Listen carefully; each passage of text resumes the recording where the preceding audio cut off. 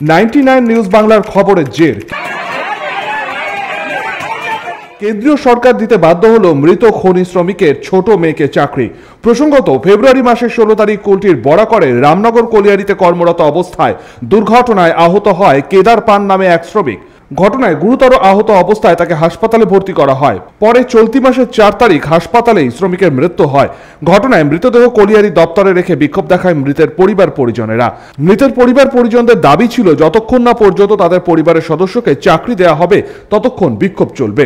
সোমবার থেকে মঙ্গলবার পর্যন্ত প্রায় 24 ঘন্টা বিক্ষোভ দেখানোর পর বিক্ষোভকারীদের দাবি মেনে নেয় কলিয়ারি কর্তৃপক্ষ। মৃত শ্রমিক কেদার পানের ছোট মেয়েকে চাকরি দেওয়া হয়। डॉक्यूमेंट्स था, उन्होंने डॉक्यूमेंट्स दिया, कंपनी उसको ये on the basis of document जो कंपनी का रूल है उस रूल के हिसाब से इसको अपॉइंटमेंट लेटर दिया गया। उनका छोटा बेटी मिला? हाँ, उनकी 2 बेटी थी, तो बड़ी बेटी लिख के दी कि हम नौकरी नहीं करेंगे, उसकी वाइफ लिख के दी कि हम नौकरी नहीं, इसको दिया जाए। हमारे मतलब कि वो नॉमिनेट थी कि इसको किया जाए, अपॉइंटमेंट लेटर हम लोग दे दिए। দাবি পূরণ হওয়ায় মৃতদেহ সৎকারের জন্য নিয়ে যাওয়া হয়। বান্টি খান, 99 নিউজ বাংলা, কুলটি।